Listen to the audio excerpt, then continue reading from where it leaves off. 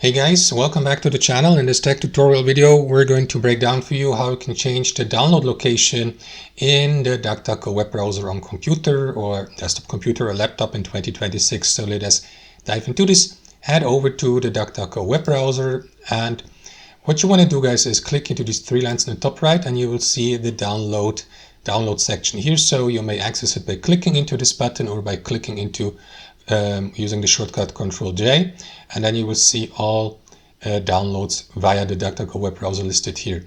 You may navigate to the downloads folder here. However, if you'd like to change the downloads folder, or in this case the download location, navigate to browser settings. To do that, click into the three lines, select settings here, and there in your settings navigate to general on the left hand side, and here at the very bottom you will see the current download section on your device. So click into change here, select the new location on your device with another path.